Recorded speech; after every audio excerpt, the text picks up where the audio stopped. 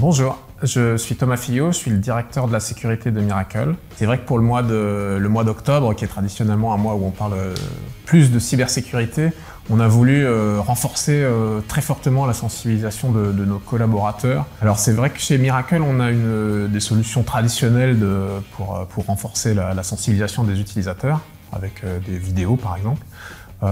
Et avec Cyberinvestigation, on a voulu les mettre dans un environnement plus ludique et plus immersif, qui leur permet de rentrer dans la peau d'un attaquant. On a choisi de déployer en 2 phases.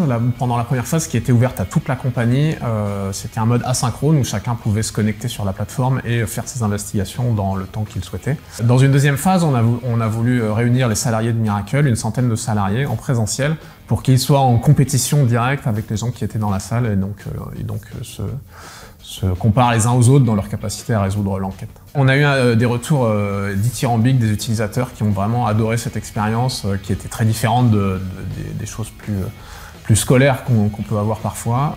Donc c'était vraiment très positif sur l'engagement des utilisateurs notamment. Dans les aspects les plus positifs, c'est vrai qu'on a ce côté très ludique et très engageant pour les utilisateurs. Peut-être un point à améliorer, c'est cet esprit compétition qui a fait qu'on a des gens qui ont détourné la solution carrément pour tricher et gagner. Ce n'était pas forcément l'objet du jeu et il faut peut-être faire attention à ce que ça ne devienne pas trop compétitif. C'est vrai que c'est toujours une difficulté pour les RSSI de maintenir l'engagement et notamment le niveau de sensibilisation. On prévoit de renouveler au moins 1 fois ou peut-être 2 fois dans l'année et d'alterner ces expériences très immersives avec d'autres formats plus traditionnels.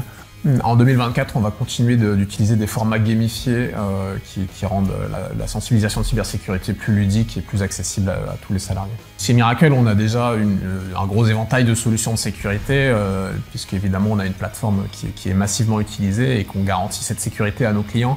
Et c'est vrai que dans ce cadre-là, l'entraînement de tous les utilisateurs, y compris les moins techniciens, les commerciaux, les gens qui manipulent les données, est particulièrement important. Et c'est pour ça qu'on veut mettre un accent très fort sur l'entraînement permanent de nos collaborateurs.